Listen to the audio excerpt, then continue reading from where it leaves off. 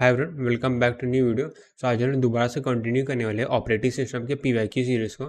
So last lecture तक हम लोगों ने क्या कर लिया, 26 तक क्वेश्चन को सॉल्व कर लिया था। और आज क्या है, हम लोग 27 से स्टार्ट करने वाले हैं और इसके टोटल 35 क्वेश्चन है इस टॉपिक के, जो हम लोग प्रोसेस से डीलिंग कर रहे हैं। ठीक है, तो उसके सारे पीवाईक्यू आज हम लोग खत्म कर देंगे। ठीक है, इस चैप्टर को फिनिश करने वाले हैं।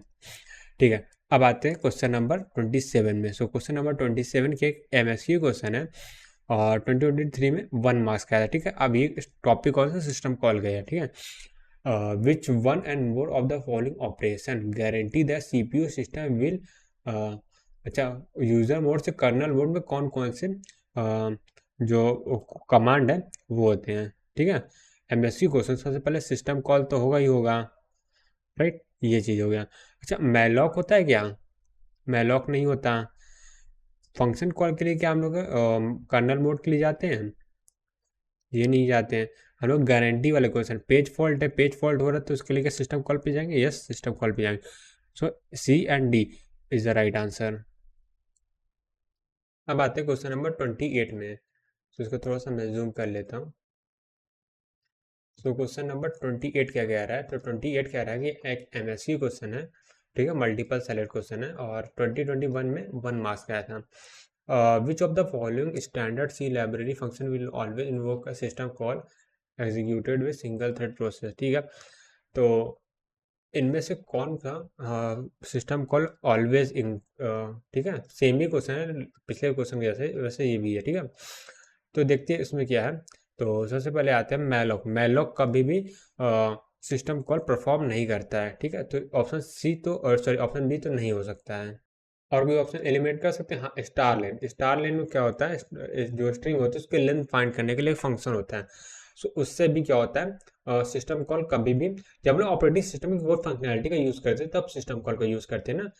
ठीक है, तो वहाँ पे जब एग्जिट स्टेटमेंट होता है तब हम लोग सिस्टम कॉल का यूज़ करते हैं, और स्लीप स्टेटमेंट होता है तब हम लोग सिस्टम कॉल का यूज़ करते हैं यहाँ पे। तो option A, option C is the right answer.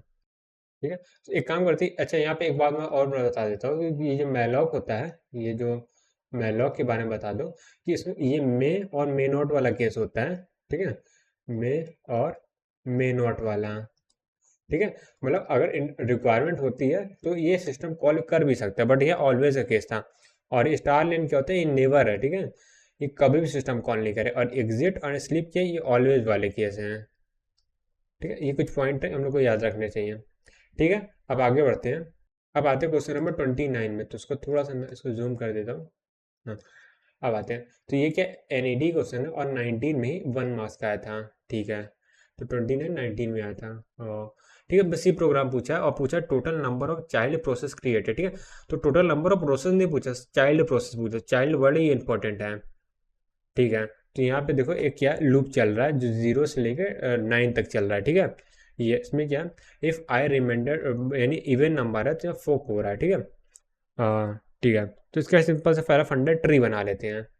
तो ठीक है, सबसे पहले क्या होगा, एक पेरेंट प्रोसेस होगी, लेट से पी है, जो मेन फंक्शन है, तो उसके लिए पेरेंट प्रोसेस पी बना लेते हैं। ठीक है, पी प्रोसेस के अंदर क्या होगा, अभी आई की वैल्यू क्या है यहाँ पे, ज़ीरो है, राइट। आई की वैल्यू ज़ीरो है तो फंक्शन कॉल नहीं होगा, राइट। सो यहाँ पे क्या, आई की वैल्यू क्या है, ज़ीरो है तो कोई फंक्शन कॉल नहीं हो रहा। आई की नहीं, आई की वैल्यू ज़ीरो होगा, फंक्शन कॉल होगा फोक का। ठीक है, आई की वैल्यू ज़ीरो है तो यहाँ फंक्शन कॉल हो रहा है। तो आई की वैल्यू ज़ीरो पे क्या हो रहा है, यहाँ पे पी था, उसके बाद क्या फोक फंक्शन कॉल हुआ तो यहाँ पे C1 बन गया। ठीक है, चाइल्ड वन बन गया। ठीक है, ये क्लियर है। अब ठीक है, तो पी को पहले सॉल्व करते हैं, फिर उसके बाद पी आई की वैल्यू क्या हुआ, जीरो से हुआ, फिर फोक फंक्शन कॉल हुआ तो आई की वैल्यू अब हो गई, वन पे नहीं हुआ तो आई की वैल्यू यहाँ पे टू हो गई। ठीक है, वन पे कोई सिस्टम कॉल नहीं, आई की वैल्यू यहाँ पे टू हो गई। टू हो गई तो फिर से यहाँ से पी और यहाँ पे सी बनेगा। यहाँ पे भी क्या, आई की वैल्यू अब फोर हो जाएगी, राइट। आई की वैल्यू यहाँ पे फोर हुई तो यहाँ पे क्या हो जाएगा, फिर से पी एंड फिर से सी हो जाएगा। ठीक है, अब यहाँ पे आई की वैल्यू क्या है, सिक्स हो गई है, राइट। आई की वैल्यू सिक्स है यहाँ पे, तो आई की वैल्यू सिक्स है तो फिर से यहाँ पे क्या होगा, पेरेंट्स और यहाँ चाइल्ड बन जाएगा। तो यहाँ आई की वैल्यू क्या, एट है, राइट, एट है। ठीक है, अब फिर यहाँ से एट के बाद क्या होगा, पेरेंट्स एंड चाइल्ड बन जाएगा, राइट। ये चीज़ हो गया। तो अब यहाँ पे वापस से आते हैं। ठीक है, आई की वैल्यू टू थी तो यहाँ पेरेंट्स में फोर बना, पेरेंट्स में कितना बना वो देखते हैं। अब क्या कैलकुलेट करने की जरूरत नहीं है, सीधा हम लोग निकाल सकते हैं। तो यहाँ पे कितनी वैल्यू है, आई यहाँ से आते हैं x यहाँ पे। जब p की वैल्यू आई 6 थी तो यहाँ पे i की वैल्यू c वाले में भी 8 हो जाएगी, i की वैल्यू c वाले में भी 8 होगी। तो यहाँ पे भी क्या होगा, एक नया प्रोसेस बनेगा, राइट। तो यहाँ पे टोटल कितने, 2 प्रोसेस यहाँ से मिल गए, यहाँ से 1 प्रोसेस यहाँ से मिल गया। तो यहाँ से टोटल कितने प्रोसेस मिल गए, 3 प्रोसेस मिल गए। तो यहाँ पे 3 चिल्ड्रन प्रोसेस बात करें तो यहाँ पे 3 हम लोग चिल्ड्रन प्रोसेस हो गए। अब इधर आते हैं तो यहाँ पे 3 चिल्ड्रन प्रोसेस हुए, इसके भी चिल्ड्रन प्रोसेस कितने, 3 हुए, 3 और ये मिला के 4 हो गया। तो 4 और टोटल 7 चिल्ड्रन प्रोसेस हो गए, ठीक है। 7 इधर से मिला, 7 प्लस 8 चिल्ड्रन प्रोसेस मिल जाएंगे। तो टोटल 8 और 7 15 प्रोसेस मिल गए, ठीक है। 15 इधर से मिलेंगे और यहाँ से इसको मिला के 16 हो जाएंगे। तो 16 और 15 दोनों को ऐड करेंगे तो यहाँ पे 31 प्रोसेस आ जाएंगे। तो इसका आंसर हो जाएगा 31, राइट। ये तो था मेथड 1। अब आते हैं मेथड 2 में, राइट। सो अब आते हैं मेथड 2 जो कि शॉर्टकट मेथड है। मेथड 2 ऐसा कुछ भी दिया गया है तो यहाँ पे बात करते हैं, एन की वैल्यू निकाल लेते हैं। तो कितनी बार फोक कॉल हो रहा है वो देखते हैं। तो यहाँ पे टोटल लूप कितना चल रहा है, वो 0 से 9 तक चल रहा है 10 टाइम, ठीक है। और 10 टाइम में 5 टाइम जो हो रहा है फंक्शन कॉल हो रहा है, ठीक है। यानी कितने में वो हो रहा है, इसको ऐसे कैलकुलेट करेंगे, एन इक्वल टू 10, ठीक है। यहाँ पे ऐसा बताता हूँ, एन इक्वल टू 10 हो, ठीक है। ये हम लोग क्या लूप के बारे में कंडीशन दिया है, ठीक है। एन इक्वल टू 10 तक चल रहा है लूप, ठीक है। ये तो एन रिमाइंडर 5 ये निकालेंगे तो इसकी वैल्यू क्या आ जाएगी, अगर मैं इसको कैलकुलेट करके बताऊँ, सॉरी 2 है ना, सॉरी माय बैड। तो यहाँ पे एन रिमाइंडर 2 है तो इसकी वैल्यू क्या आ जाएगी, 5 आ जाएगी, राइट। तो हाँ, इसकी वैल्यू क्या 5 आ जाएगी। ये क्लियर है। यहाँ पे टोटल के अंदर 5 टाइम्स हम लोग का फोक कॉल हो रहा है, ठीक है। ये मैनुअली कैलकुलेट कर सकते हैं, ऐसे भी कैलकुलेट कर सकते हैं। ये मैंने 2 तरीके बता दिए, ठीक है।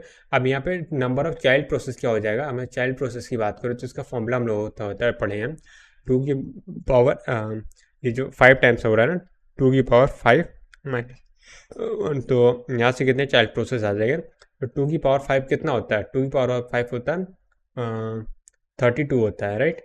2 की पावर 5 क्या हो जाएगा, 32 हो जाएगा, -1, तो यहाँ पे 31 प्रोसेस हो जाएंगे, राइट। यहाँ 31 इज आंसर। अब अगले क्वेश्चन की ओर बढ़ते हैं, राइट। सो अब आते हैं क्वेश्चन नंबर 30 में। क्वेश्चन नंबर 30 के एमसीक्यू क्वेश्चन है और 12 में 1 मार्क्स का आया था।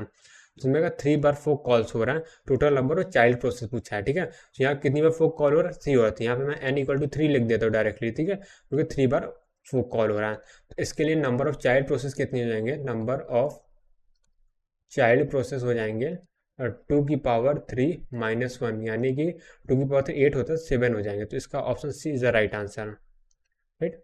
Option C is the right answer. एक मिनट में कलर चेंज करके, हाँ, option C is right answer, ठीक है। और दूसरा तरीका क्या हो सकता है, ट्री मेथड हो सकता है।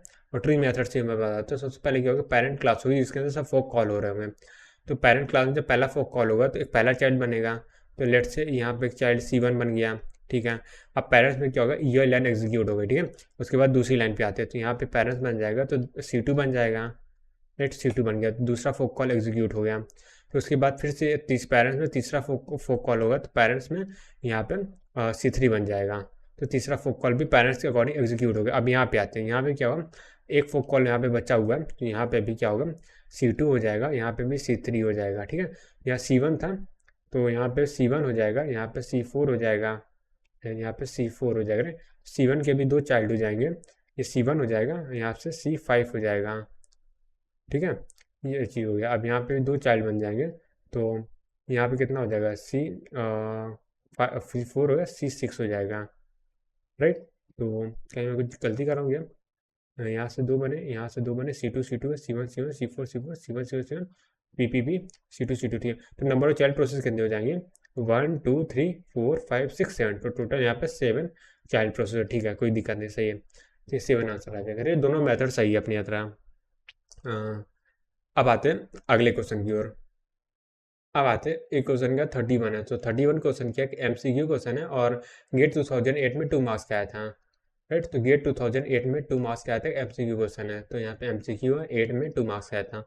अब process executing the following code है, ठीक है। ये कोड दे दिया गया है, फोक कॉल हो रहा है, ठीक है। तो नंबर ऑफ प्रोसेस कितनी हो जाएगी, फोक कितनी बार कॉल हो रहा है, 0 से लेके n-1, टोटल n बार कॉल हो रहा है, ठीक है। तो यहाँ 2 की पावर n-1, तो option number B is the right answer. तो इसका डायरेक्टली बी हम लोग बता सकते हैं। अब आते हैं क्वेश्चन नंबर 32 में। सो क्वेश्चन नंबर 32 क्या है, एक MCQ क्वेश्चन है, MCQ का है 17 में 1 मार्क्स का आया था, ठीक है। तो अब तक हम लोगों ने क्या कर दिया, प्रोसेस शेड्यूलिंग के सारे क्वेश्चन कर लिए, उसके बाद हम लोगों ने सिस्टम कॉल के भी कुछ क्वेश्चन देख लिए, मतलब जितने भी थे आप सारे देख लिए हैं। और अब आते हैं मल्टी थ्रेडिंग के 3-4 क्वेश्चन ही, ज़्यादा क्वेश्चन नहीं है। तो देखते हैं, which of the following is are shared by all the thread process, ठीक है। सो थ्रेड प्रोसेस का हम लोगों ने देख लिया क्या सिलेबस में था, मतलब थ्योरी क्लास में। तो उसमें क्या क्या शेयर नहीं होता। सबसे पहले प्रोग्राम काउंटर सबका यूनिक होता है और सबका स्टैक यूनिक होता है। रजिस्टर की वैल्यू सब में शेयर होती है, ठीक है। यानी कि इसको मैं क्रॉस कर देता हूँ, जो यूनिक होता है तो यूनिक है, तो ये गलत आंसर है, ये फॉल्स स्टेटमेंट है। और रजिस्टर है, हाँ वो शेयर होता है। एड्रेस स्पेस भी सबका कॉमन होता है, तो वो भी शेयर होता है, राइट। ये चीज़ हो गया। तो यहाँ पे थर्ड एंड फोर्थ के ऑप्शन डी में है, तो 32 का option D is the right answer. अब आते हैं क्वेश्चन नंबर 33 में। तो क्वेश्चन नंबर 33 क्या एमसीक्यू क्वेश्चन है और 17 में 1 मार्क्स का था। तो थ्रेड प्रोसेस शेयर, तो सेम ही चीज़ देख सकते हैं, थ्रेड प्रोसेस क्या शेयर कर, कुछ वैसा सही क्वेश्चन है वो देखते हैं।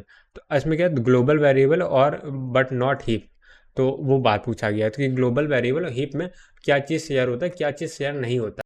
एक काम करता हूँ मैं यहाँ पे पूरा बना ही देता हूँ एक बार कि क्या चीज़ शेयर होता है एग्जैक्टली, क्या चीज़ शेयर नहीं होता है थ्रेड के बीच में, ठीक है। अगर मैं बात करूँ, जो शेयर होते हैं ना शेयर्ड, और जो नॉट शेयर्ड होते हैं, मैं इधर लिख देता हूँ नॉट शेयर्ड। तो शेयर्ड वाले ज़्यादा होते हैं, नॉट शेयर्ड वाले कम होते हैं। तो वो देख लेते हैं। तो यहाँ से मैं से रफली बना दे रहा हूँ, ठीक है। तो यहाँ बात करो, सबसे पहले होता है जो कोड सेक्शन होता है, कोड सेक्शन जो यानी इसी प्रोग्रामिंग का कोड जो भी होता है शेयर होता है सब में। तो कोड सेक्शन आपस में कॉमन होता है सबका। फिर डेटा सेक्शन होता है वो भी कॉमन होता है, ठीक है। ऑपरेटिंग सिस्टम के जितने रिसोर्सेज होते हैं वो भी सबके कॉमन होते हैं, रिसोर्सेज। और जितनी भी फाइल्स होती है, ओपन फाइल्स, ठीक है, ये कॉमन होती है, ओपन फाइल्स। और जितने भी सिग्नल्स होते हैं वो सारे कॉमन होते हैं, ठीक है, ये हो गया। और जितना हीप का सेक्शन होता है वो भी क्या होता है, कॉमन होता है, ठीक है। अब क्या कॉमन नहीं होता, सबसे पहले थ्रेड आईडी होता है, वो कॉमन नहीं होता। फिर उसके बाद क्या रजिस्टर होते हैं, वो यूनिक होते हैं। स्टैक होता है वो यूनिक होता है। और प्रोग्राम काउंटर होता है वो यूनिक होता है। तो इसमें से आते हैं ग्लोबल वेरिएबल का। ग्लोबल वेरिएबल जो होता है वो डेटा सेक्शन और कोड सेक्शन का पार्ट होता है, कोड में लिखा होता है पर डेटा होता है, ठीक है। सो ये क्या होता है, शेयर्ड होते हैं, राइट। सो ये तो नहीं है। और हीप हीप की बात करें, ठीक है, हीप शेयर नहीं होती, हीप तो अशेयर होती है, ये ऑप्शन गलत हो जाएगा, रेड से मैं मार्क कर दे रहा हूँ। सो ये ऑप्शन तो गलत हो जाएगा। अब क्या हीप सेक्शन है, ग्लोबल वेरिएबल सेक्शन है, दोनों ही सेक्शन शेयर होते हैं, तो ऑप्शन नंबर डी है, तो सी और बी सब गलत हैं। तो ठीक है, यहाँ 33 का option number D is the right answer, ठीक है। अब आगे बढ़ते हैं। अब आते हैं 34 में। सो 34 का क्वेश्चन क्या है वो देखते हैं। सो ये पूछा गया, which of the following is false, ठीक है। तो user level thread are not scheduled by kernel. Yes, ये ट्रू स्टेटमेंट है, ये ट्रू स्टेटमेंट है।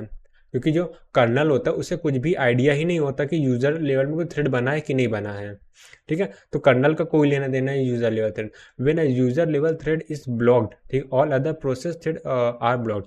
हाँ ये भी ठीक है, क्योंकि कर्नल को ब्लॉक कौन करता है, ऑपरेटिंग सिस्टम करता है, ऑपरेटिंग सिस्टम में कर्नल करता है। तो कर्नल कोई अगर प्रोसेस कोई पार्ट ब्लॉक हो जाता है तो उसे लगता है पूरा प्रोसेस करप्ट हो गई, प्रोसेस में कुछ प्रॉब्लम है, तो पूरी प्रोसेस को ब्लॉक कर देता है, ठीक है। तो ये भी क्या ट्रू स्टेटमेंट है। Context switching between user level thread and faster context switching between kernel level thread, हाँ ये भी ट्रू है। इसमें क्या होता है, यूजर लेवल थ्रेड में कॉन्टेक्ट स्विचिंग बहुत ज़्यादा फास्ट होती है compare to kernel level thread में, ठीक है, ये भी ट्रू है। ऐसा क्यों है, क्योंकि यूज़र लेवल थ्रेड में जब कॉन्टेक्स्ट स्विच होता है तो क्या होता है, यूज़र मोड से सॉरी हाँ यूज़र मोड से कर्नल मोड पे जाते हैं, ठीक है। यूज़र मोड से कर्नल, तो वहाँ पे क्या होता है, प्रोसेस को पहले पीसीबी में स्टोर करना, रजिस्टर को स्टोर करना, वो थोड़ा सा बोल सकते हैं थ्रेडिंग में प्रॉब्लम होता है, ठीक है। Context switching between user level thread में थोड़ा प्रॉब्लम होता है, बल्कि कर्नल लेवल थ्रेड में ईजी होता है। तो ये भी क्या ट्रू स्टेटमेंट है। Kernel level thread can not be share code segment, ये फॉल्स है, ये वाला फॉल्स है। ये कर्नल लेवल थ्रेड में भी क्या होता है, कोड सेक्शन शेयर होता है, ठीक है। तो जो ये मैं टेबल बनाया यहाँ पे, इसमें ये नहीं है कि कर्नल लेवल थ्रेड या फिर वो यूजर लेवल, मैंने कहीं ऐसा मेंशन नहीं किया। जो कोड सेक्शन होता है वो सब में शेयर होता है, ठीक है, ठीक है। बस अब आगे बढ़ते हैं। अब आते हैं क्वेश्चन नंबर 35 में। तो आज के लेक्चर का लास्ट क्वेश्चन है क्वेश्चन नंबर 35। तो क्वेश्चन नंबर 35 क्या है, एमसीक्यू क्वेश्चन है और 11 में 1 मार्क्स का आता है। ठीक है। A thread is usually defined by light-weighted process because operating system, smaller data structure thread process। ठीक है, थ्रेड की डेफिनेशन ही दे दी है, ऐसा कुछ खास है नहीं। विच ऑफ द फॉलोइंग ट्रू पूछा है, ट्रू पे हम लोग को ध्यान देना है। इसमें क्या है, एमसीक्यू क्वेश्चन एक ही ट्रू होगा। तो पहले आते हैं वन थ्रेड बेसिस, यानी एक थ्रेड की बात कर रहे हैं। ऑपरेटिंग सिस्टम एक थ्रेड के लिए केवल सीपीयू रजिस्टर ही मेंटेन करता है। ठीक है, सीपीयू रजिस्टर की कोई मेंटेन करता है। बट ये तो गलत है ना। अभी जैसे मैंने बताया, तो प्रोसेस थ्रेड की आईडी होती है, स्टैक होता है, प्रोग्राम काउंटर है, ये सबको भी क्या ऑपरेटिंग सिस्टम ही तो मेंटेन करके रखता है। तो ये तो फॉल्स हो जाएगा, राइट। तो ये फॉल्स है। हाँ ठीक है। अब आते हैं operating system does not maintain a separate stack for each thread. ये तो बिल्कुल गलत है, क्योंकि थ्रेड में स्टैक क्या होता है, हर थ्रेड के लिए अलग अलग होता है। यानी ये मेंटेन करने का काम कोई ऑपरेटिंग सिस्टम का होता है, तो ये भी गलत है। ऑन पर thread basis operating system does not maintain a virtual memory stack. तो ये वाला स्टेटमेंट क्या फॉल्स है। ठीक है, तो अभी क्यों फॉल्स है वो मैं बताता हूँ। ठीक है, तो फिलहाल के लिए ये वाला मतलब फॉल्स मतलब एग्जैक्टली डाउटफुल है। तो अभी इसको मैं ना करेक्ट कर रहा हूँ ना इनकरेक्ट कर रहा हूँ, आगे वाले स्टेटमेंट पढ़ते तो उसके हिसाब से अपना डिसीजन लेंगे। ठीक है, अब आते हैं यहाँ पे डी वाला एक बार पढ़ लो। ठीक है, ऑन पर thread basis operating system only, यहाँ ओनली वर्ड है, तो schedule accounting information, scheduling accounting information नहीं, ऐसा नहीं है, और भी चीज़ें मेंटेन करता है। जैसे मैंने बताया थ्रेड आईडी, स्टैक हो गया, प्रोग्राम काउंटर हो गया, ये सब भी तो होता है, हर थ्रेड का मेंटेन करके रखता है। तो ये भी फॉल्स है। अब तो इसके लिए क्या है, option C is the right answer. ठीक है, अब राइट क्यों है इसके लिए मैं थोड़ा एक स्टेटमेंट बता देता हूँ, तो क्लैरिफाई हो जाएगा। इसका कारण क्या हो सकता है, मतलब कारण क्या है, इसमें पूछा है एक थ्रेड के लिए एक क्या होता है, does not maintain virtual memory state. So virtual memory state मतलब कहने का क्या मतलब है। सो अगर मैं बताऊं कि वर्चुअल मेमोरी स्टेट्स हैं, वो भी क्या है, एक्चुअली एड्रेस स्पेस तो है, राइट। एड्रेस स्पेस क्या होता है, और वो यूनिक नहीं होता है, राइट। वो जो होता है एड्रेस स्पेस आपस में कॉमन होता है। जैसे अभी हमने लास्ट क्वेश्चन में मतलब लास्ट के दो क्वेश्चन देखा कि एड्रेस स्पेस क्या होता है, कॉमन होता है। तो यहाँ मैं बोल देता हूँ एड्रेस स्पेस क्या होता है, कॉमन होता है। एड्रेस स्पेस क्या होता है, कॉमन होता है। ठीक है, थ्रेड के बीच में। ठीक है, तो ये ऑप्शन ट्रू हो जाएगा। यानी डज नॉट मेंटेन लिखा है, अगर डज मेंटेन लिखता तो गलत होता। तो 35 का option number C is the right answer. Okay, so यहाँ से हम लोग क्या चैप्टर ऑपरेटिंग सिस्टम के पीवाईक्यू सीरीज के चैप्टर 1 यहाँ पे फिनिश होता है। और ये हम लोग का 5 क्वेश्चन की लेक्चर सीरीज भी यहाँ पे एंड होती है। बस मैं मिलता हूँ आपको नेक्स्ट वीडियो में, तब तक bye bye, see ya, take care, have a nice day.